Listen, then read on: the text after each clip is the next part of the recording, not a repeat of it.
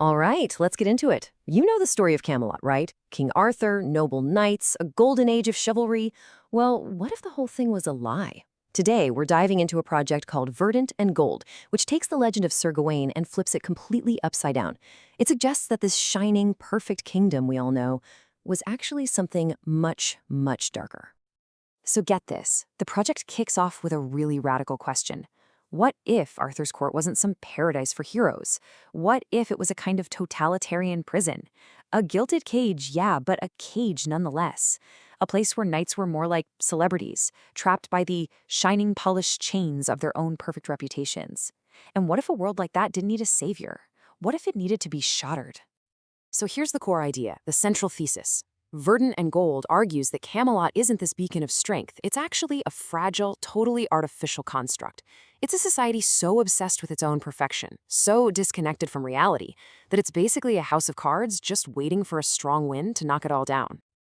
And this gilded cage is all about what it shuts out. This isn't a world of heroes. It's a world of influencers trapped by their own brand. The whole system is built on this suffocating herd morality, and it is absolutely terrified of anything real, messy, or natural. It's a society that has basically declared war on the wild, chaotic truth of what it actually means to be alive. Now, every perfect prison needs a logo, right? For Camelot, it's the Pentangle on Gawain's shield. But it's not just a star. The project frames it as a magical seal, an endless knot of impossible perfection. Think about that, an endless knot. It's an ideal that you can't escape from. It represents this rigid, flawless ideal that literally traps the human soul. It's the symbol of the perfect simulation Gawain is living in. And this brings us to the central conflict. And you can see it right here. It's the whole story in two symbols. On one side, you've got the pentacle, cold, rigid, perfect, a man-made ideal. And on the other side, the green girdle, chaotic, organic, messy, representing the undeniable truth of survival. This is the big clash, the perfect lie versus the messy, beautiful truth. So if Camelot is a prison of ideas, who's going to smash it open? Who is the brilliant, revolutionary mind that's going to tear this whole thing down? Well, let's meet the architect of chaos herself, Morgan Le Fay. Now forget everything you think you know. In this version, Morgan isn't the cackling villain. No way. She's the story's anti-hero protagonist. She's the chief philosopher, the intellectual why behind the whole plot. She is the architect of truth, determined to wake everybody up from a script they've been following for centuries. And her backstory is just fascinating. They call her a Renaissance Neoplatonist philosopher and anarchist. But here's where it gets really wild. She is fully self-aware. She knows she's a character in a long-running comic book that gets reconned all the time. So her mission is to seize control of her own narrative from all those storytellers. Her ultimate goal is to unleash a psychological apocalypse on Camelot and snap the knights out of their blissful ignorance. But listen, her goal isn't just to burn it all down. She says it herself. The game she sets in motion isn't a weapon, it's a mirror. It is designed specifically to force the Knights of Camelot to finally take a hard look at themselves, to see the cracks in their own polished armor. This isn't about revenge, it's about revelation. Of course, every architect needs a wrecking ball, and an anarchist philosopher needs an instrument sharp enough to cut through illusion. So now we go from the mind behind the plan to the living weapon she forges to make it all happen. The creation of the Green Knight is described as this horrific, hallucinogenic sequence. It's not just a puff of smoke. Through this intense alchemical ritual, Morgan transforms the very civilized Lord Bertilac, and she imbues him with the green skin of raw, untamed life. He literally becomes the thing Camelot fears most, nature itself, walking on two legs. And that right there is his whole purpose.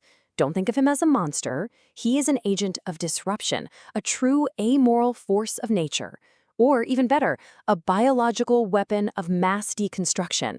He's not a random villain. He is a precision instrument designed by Morgan to run a stress test on the whole idea of chivalry, just to see if it shatters at the first touch of reality. All right, so you've got the gilded cage, you've got the biological weapon. What happens when they finally collide?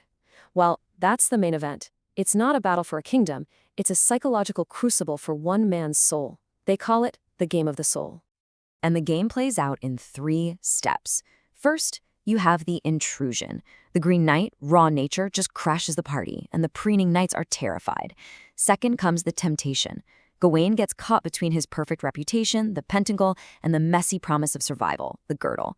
And finally, step 3, the choice. His primal, desperate love of life takes over, and he accepts the girdle, breaking his own perfect code just to stay alive. But hang on, it's even more clever than that. There's a hidden structure to this whole test. The temptations Gawain is facing inside the castle, they are designed to perfectly mirror the brutal animal hunts happening out in the woods. It's a systematic deconstruction of his honor. As the hunt gets messier and less noble, the temptations inside get more pointed, stripping him down layer by layer. And this, right here, is the big twist of the whole project. Gawain's choice to accept the girdle, it's not his failure. It's not a fall from grace. It is his liberation. It's the exact moment he breaks free from the simulation of chivalry and finally wakes up to the beautiful, messy, undeniable truth of what it means to be human. But what happens after you've woken up? What happens when you have to go back to the simulation? This brings us to the really powerful and kind of bittersweet ending. Gawain returns to a court that has absolutely no clue what he's just been through. And you can see this tragic disconnect in how they treat one single object, the green girdle. To Gawain, it's a badge of shame.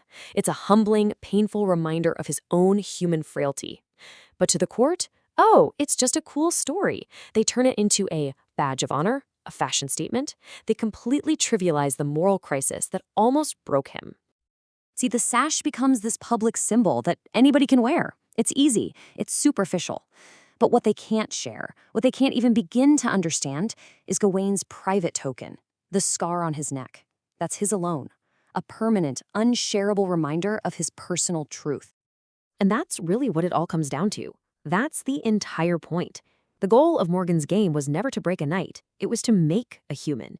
By failing to be a perfect, flawless symbol, Gawain finally becomes a real person. He's no longer perfect. He is, finally, human. So we're left with this final thought, a question that brings this ancient story right into our world today. The court just laughed it off. They turned a painful truth into a party, patched over the cracks in their perfect world. And it really forces you to ask, what happens when we do the same? What are the consequences when we choose to ignore the cracks in our own gilded cages?